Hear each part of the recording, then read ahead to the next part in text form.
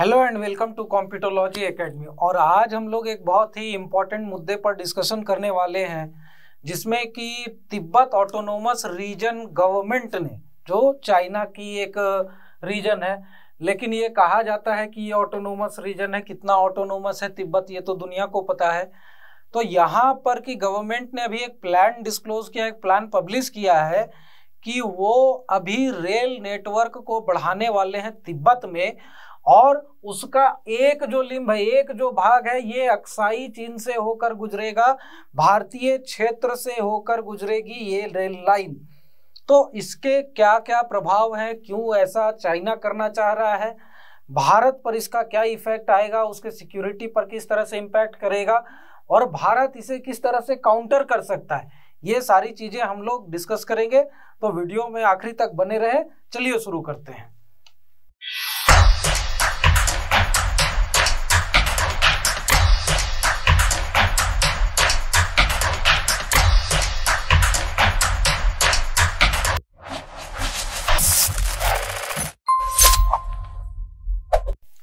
तो सबसे पहले देखिए कि ये न्यूज में इसलिए है कि तिब्बत ऑटोनोमस रीजनल गवर्नमेंट ने ये चीज पब्लिश की कि रेलवे लाइन बनेगी पूरी चाइनीज बॉर्डर को लगे लगे, चाइनीज बॉर्डर के अलोंग पूरा रेलवे लाइन बनाया जाएगा चाइनीज रेलवे का। उससे क्या होगा कि इनकी मोबिलिटी बढ़ेगी, और ये प्लान है इनका कि 1400 किलोमीटर की जो अभी एग्जिस्टिंग रेलवे लाइन है, इसे बढ़ाकर 4000 किलोमीटर तक कर देना है 2025 में। और चाइना ये कर भी सकती है, 2 साल के अंदर कर सकती है। कारण ये है कि उनके पास पहली चीज पैसे की कमी नहीं है, लेबर से उनको मतलब नहीं है, कम्युनिस्ट गवर्नमेंट है, उठाकर सबको वहां झोंक देना है कि भाई काम में लग जाओ, आदमी को लगना पड़ेगा, ठीक है। लैंड एक्विजिशन का कोई झमेला नहीं है। तो ये सारी चीजें होने के कारण वहां पर ये टारगेट ये लोग जो रख रहे हैं, ये उनके लिए अचीवेबल भी है, ये पूरा कर भी सकते हैं। उसके बाद ये जो रेलवे लाइन है, इसका एक लिंब जो है वो G219 हाईवे जो है चाइना का, जो कि तिब्बत से लासा से होतान जिंगजियांग प्रोविंस तक जाता है, उसके पैरेलल बनाएंगे। उसके साथ साथ ही वो रेलवे लाइन भी जो नई डेवलप होगी बनेगी। और ये रेलवे लाइन कहाँ से कहाँ तक रहेगी? सिंगात से तिब्बत, जहां तक कि ऑलरेडी रेलवे लाइन बन चुकी है, ठीक है, वहां से शुरू होगी, फिर नेपाल बॉर्डर से सटे सटे ये नॉर्थ वेस्ट डायरेक्शन में मूव करेगी, और उसके बाद ये जिंजियांग प्रोविंस पहुंचने से पहले अक्साई चीन, जो भारत का हिस्सा है, अभिन्न अंग है, उससे पार करेगी। और ये जो हम लोग जानते हैं कि G219 जो हाईवे है, ये अक्साई चीन से होकर गुजरती है। और 1962 की लड़ाई भी चाइना के साथ कुछ हद तक इसी के कारण हुई थी, क्योंकि जब भारत को ये पता चला कि चाइना ने इधर से हाईवे बना लिया है, तो भारत अपनी ऑथोरिटी, अपना दखल वहां पर करना गया, और वहां पर 1962 का वार हो गया। तो ये एक हाईवे जो है बहुत बड़ा कारण था। हालांकि चाइना ने उस समय एलिगेशन लगाया था कि तिब्बत हमारा हिस्सा और हमारे इंटरनल मैटर्स में जो इंडिया है वो दखल दे रहा है, यहाँ के लामा को अपने यहाँ पनाह दिए हुए है, जो गवर्नमेंट इन एग्जाइल है तिब्बत की, वो धर्मशाला से चल रही है। तो इन सब आरोपों को लगाकर उसने हमला तो कर दिया था, लड़ाई हो गई, लेकिन मेन मुद्दा ये था कि अक्साई चीन को जो हड़पा था, धीरे धीरे कब्जा किया था चाइना ने, और उसके थ्रू वहां पर G219 हाईवे बनाई थी।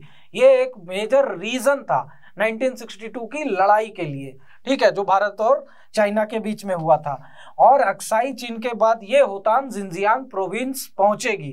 तो ये आइए देखते हैं कि कहां से किस तरह से मैप में ये रेलवे लाइन पूरा मूव करेगा। तो यहाँ पर आप लोग देख रहे हैं कि ये होतान प्रोविंस है, होतान है जिंजियांग प्रोविंस में, और यहाँ पर लासा और सिंगात से यहाँ पर है।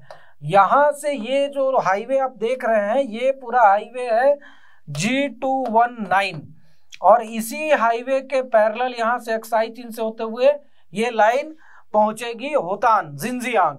अब देख रहे हैं कि ये पूरा हमारे इंडियन बॉर्डर और नेपाल बॉर्डर से लग कर जा रही है। यहाँ पर आप देखेंगे उत्तराखंड बॉर्डर के पास से है, हिमाचल के बॉर्डर के पास से है, फिर यहाँ पर लद्दाख यूटी जो है उसके पास से, और यहाँ तो लद्दाख यूटी के अंदर से ही जा रही है अक्साई चीन वाले रीजन से।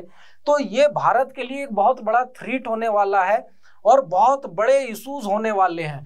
अब ये तो अभी प्लान किया गया, लेकिन इसके अलावा भारत को घेरने के लिए अभी तक चीन ने क्या क्या किया है, तो आप देखेंगे कि एक तो सीपेक प्रोजेक्ट है जो कि पीओके से होकर जा रहा है। इसके बारे में हमने डिटेल में डिस्कस भी किया था, हालांकि ये फेल होने वाला है। हमारे वीडियो पर बहुत सारे कमेंट्स भी आए हैं इस पे कि ये फेल होगा ही, और बात भी सही, ये फेल होगा ही, क्योंकि उनका जो पार्टनर है पाकिस्तान, चाइना का, उसको सिर्फ पैसे खाने से मतलब है, उसको आगे डेवलपमेंट से कोई मतलब है नहीं। और चाइना दूसरों को फंसाता था, इस बार लग रहा है कि वो खुद ही फंस गया है सीपेक में। तो ये चीजें हैं। अब यहाँ पर देखेंगे हम लोग कि एक रेलवे लाइन सिंगात्से के जाने वाली जो है, यहाँ से लासा के पास से बाइफरकेट होती है, और इसमें ऑलरेडी 2021 में चाइना ने यहाँ पर नियांगसी तक रेलवे लाइन बना ली और उससे कमीशन भी कर दिया, चालू भी कर दिया। 2021 की न्यूज हमने देखी थी। और इनका प्लान है कि इसे यहाँ पर यान से लेकर चेंगडू तक इसे बढ़ा देना है। तो एक तरह से आप देख रहे हैं कि हमारा जो ईस्टर्न सेक्टर है, नॉर्थ ईस्ट का रीजन, यहाँ पर अरुणाचल प्रदेश के अलोंग पूरा ऑलरेडी इन्होंने रेलवे लाइन बना दिया है। उसके बाद ये देखेंगे तो ये पूरा हाईवे का रूट मैप है जो कि तिब्बत में इंडिया के बॉर्डर के अलोंग पूरा, या फिर इधर आप देखेंगे अरुणाचल बॉर्डर, ये पूरा अक्साई चीन से होते हुए जो गुजरता है और पूरा नेटवर्क है। तो इससे भी क्या होता है कि इनकी जो कैपेसिटी है मोबिलाइजेशन की और बाकी चीजों की बढ़ जाती है। प्लस क्या है कि जो सिंगात्से यहाँ से ये 3 अलग लाइन बनाने की सोच रहे हैं, जो कि इंडिया के अलग अलग ट्राई जंक्शन पर, प्लस एक काठमांडू तक बनाने की सोच रहे हैं। काठमांडू वाला तो हमने टाइम एंड अगेन न्यूज में देखा था, ये प्लान कर रहे थे, तब तक इंडिया ने नेपाल तक रेलवे लाइन चालू भी कर दी बना के। तो इंडिया इसमें थोड़ा सा लीड ले गया है। लेकिन यहाँ पर आप देखेंगे कि सिंगात्से एक जो है ये बुरांग ट्राई जंक्शन तक बनाने की सोच रहे हैं, जो कि इंडिया, नेपाल और चाइना का ट्राई जंक्शन है। एक यहाँ पर ये गिरोंग तक बनाएंगे और वहां से फिर काठमांडू कनेक्ट करेंगे। उसके बाद एक यहाँ पर जो हम लोग देख रहे हैं ये यांगडोंग तक बनाएंगे, जो कि अपना चुम्बी वैली वाला रीजन है। यहाँ पर जो ट्राई जंक्शन है भूटान, इंडिया और चाइना का, और यहाँ पर हमारा जो सिक्किम स्टेट है, हिल स्टेट, वो है। तो ये सारे हमारे लिए एक बहुत बड़ा सिक्योरिटी थ्रेट होने वाले हैं, क्योंकि अगर रेलवे लाइन कंप्लीट हो जाती है तो यहाँ पर सबसे बड़ा इशू ये आएगा कि अभी जो आर्मी मोबिलाइजेशन में बॉर्डर के अलोंग चाइना को लगभग 38 से 40 घंटे का समय लगता है, रेलवे लाइन बनने के बाद यही टाइम 12 से 13 घंटे बच जाएगा। तो यहाँ पर ये एक स्ट्रेटेजिक एज ले लेगा चाइना, जो कि हमारे लिए गड़बड़ है, हो सकता है।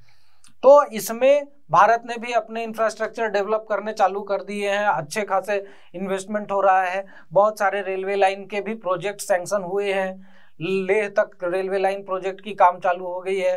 तो ये सारी चीजें हो रही है, डीपीआर वगैरह बन रहा है। बट अब अगर बात करें कि इस रेलवे लाइन से भारत का क्या क्या मेजर इशू जुड़ा हुआ है, तो सबसे पहली चीज क्या है कि सोवरेनिटी का इशू है, जो हमारी संप्रभुता है, हमारा जो अखंडता है, उस पे एक अटैक है, क्योंकि अक्साई चीन भारत का अभिन्न अंग है और यहाँ पर वो अक्साई चीन के थ्रू पहले हाईवे बना चुके हैं। अब जो है एलएसी के अलोंग पूरा वो अक्साई चीन से होते हुए रेलवे लाइन बनाने की बात कर रहे हैं। तो ये हमारा सोवरेनिटी का इशू है, क्योंकि ऑलरेडी ये जो रीजन है वो इलीगल ऑक्यूपेशन में है चाइना के। चाइना गैर कानूनी ढंग से उसको हथियाए हुए है, क्योंकि जब इंस्ट्रूमेंट ऑफ एक्सेशन राजा हरि सिंह ने साइन किया था इंडिया के साथ, तो उसमें लद्दाख और अक्साई चीन वाला रीजन जो उनके कंट्रोल में था वो इंक्लूडेड था। ठीक है, तो वहां पर ये जो रीजन चाइना के कंट्रोल में है ये इलीगल है, चाइना के लिए इलीगल है। ठीक है, और इंडिया का एक बहुत बड़ा मुद्दा क्या है कि इंडिया को ये घेरने के, इंसर्कल करने की एक चाल है, सीपेक की तरफ से ऑलरेडी हो चुका है। अभी देखा हमने कि सिंगात्से और न्यांगशी वाला रेल रूट चालू हो चुका है, बॉर्डर एरिया में पूरा वो रोडवेज ऑलरेडी बना चुके हैं। एयरपोर्ट्स बना रहे हैं, मिलिट्री एस्टेब्लिशमेंट्स बना रहे हैं। अगर हम लोग देखें समुंदर के तरफ से तो हम्बनटोटा, चिटागोंग, ग्वादर और भी बहुत सारे ऐसे पोर्ट और स्ट्रेटेजिक लोकेशंस हैं जो कि चाइना ने डेवलप किए हैं। तो एक तरह से देखा जाए तो ये इंडिया को चारों तरफ से घेरने की कोशिश कर रहे हैं। तो इसमें इंडिया को काउंटर अटैक करना बहुत जरूरी है, अदरवाइज इंडिया के लिए ये एक बहुत बड़ा सिक्योरिटी इशू हो सकता है। क्योंकि अगर खुदा ना खास्ता कभी भी चाइना के साथ किसी भी तरह का झमेला हुआ, लड़ाई हुई, तो ये सारे जो स्ट्रेटेजिक स्ट्रेंथ अभी चाइना डेवलप कर रहा है, इंफ्रास्ट्रक्चर डेवलप कर रहा है, ये भविष्य में भारत के लिए बहुत खतरनाक हो सकता है। तो अब ऑप्शन क्या बचता है इंडिया के पास? ऑप्शन पहला क्या है कि आप इस इशू को इंटरनेशनल फोरम पे उठाएं कि भाई ये डिस्प्यूटेड एरिया में ऐसे ऐसे इंफ्रास्ट्रक्चर डेवलप कर रहे हैं जो कि गैर कानूनी है। आप यूएन में उठा सकते हैं और बाकी जगहों पर उठा सकते हैं। जब हमारा कोई ब्रिक्स का फोरम होता है, G20 का होता है, इन सब जगहों पर भी आप ये सारे इशू अपना उठा सकते हैं। तो ये चीज़ें एक इंडिया को देखनी पड़ेगी। उसके बाद डिप्लोमेटिक प्रेशर डेवलप करना चाहिए इंडिया को चाइना पे कि रसिया के थ्रू आप यहाँ पर थोड़ा सा अप्रोच करवाइए कि भाई ये क्या मारामारी कर रहे हो। तो ये एक डिप्लोमेटिक प्रेशर डेवलप हो सकता है। एंड रसिया जो है सो ऑलरेडी हमारा tested, tried and tested friend है। तो वहां पर रसिया इसमें थोड़ा सा मीडिएशन करके इशू को थोड़ा संभाल सकता है।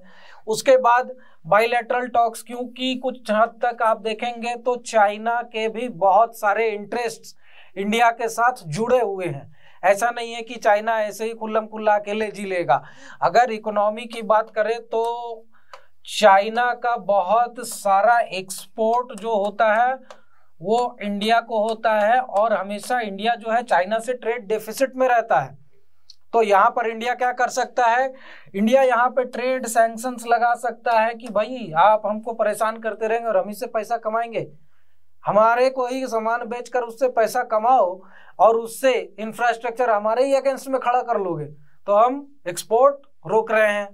तो ये चीजें हो सकती है प्रेशर क्रिएट करने के लिए, ताकि वो अपने ऐसे किसी भी प्रोजेक्ट को तरजीह न दे, फाइनलाइज न करे, एग्जीक्यूट न करे। तो ये एक चीज हो सकती है। अब यहाँ पर क्या है, काउंटर एक्शन भी कर सकती है इंडिया कि अपने इंफ्रास्ट्रक्चर जो पूरे बॉर्डर के अलोंग है उसको स्ट्रेंथन किया जाए, उसको मजबूत किया जाए। उससे क्या होगा कि चाइना भी सोचेगा कि भाई हमने इन्वेस्टमेंट किया, इंफ्रास्ट्रक्चर बनाई, ठीक है, लेकिन उधर से भी लेवल मैच कर लिया गया है। तो इस स्थिति में मेरा जो स्ट्रेटेजिक एडवांटेज था वो अब खत्म हो चुका है। अगर हम 10-12 घंटे में आर्मी और ट्रूप्स मोबिलाइज कर सकते हैं तो वो भी कर सकते हैं। तो यहाँ पर क्या होगा कि दोनों इक्वल फुटिंग पे आ जाएंगे, तो वॉर लाइक सिचुएशन और कोई भी टसल का सिचुएशन या इंडिया का डिसएडवांटेज खत्म हो जाएगा। तो इस तरह से इंडिया ऑलरेडी काम भी हो चुका है शुरू। बहुत सारे रीजन्स में नए नए ब्रिजेस बन रहे हैं, बहुत सारे रीजन में हाईवेज बन रहे हैं, बीआरओ पूरे एकदम फुल स्ट्रेंथ में अपना इंफ्रास्ट्रक्चर डेवलप कर रही है पूरे बॉर्डर के अलोंग, ताकि ऑल वेदर रोड हर जगह पे बनाई जा सके और ट्रूप्स का मोबिलाइजेशन किसी भी सीजन में हो सके। और उसमें एक मेजर रीजन ये भी है कि 1962 के वॉर में बहुत हद तक इंडिया को डिसएडवांटेज में रहने का एक ये रीजन भी था कि हमारे जो इंफ्रास्ट्रक्चर बॉर्डर के पास थे वो उतने बढ़िया नहीं थे, ऑल वेदर इंफ्रास्ट्रक्चर नहीं थे, जिसके कारण कि इंडिया डिसएडवांटेज में रही और वहां पर हार का मुंह देखना पड़ा। लेकिन उससे सबक लेते हुए इंडिया ने अभी ये चीज किया है कि पूरे बॉर्डर के अलोंग भी मजबूती से बढ़िया इंफ्रास्ट्रक्चर डेवलप किया जा रहा है और बहुत हद तक इंडिया जो है चाइना को मैच भी कर रहा है। तो उससे एक ये चीज होगा कि चाइना भविष्य में भले इंफ्रास्ट्रक्चर जो भी बना ले, एक बार सोचेगा जरूर कि भाई लड़ाई करे या न करे, कहीं कुट न जाए।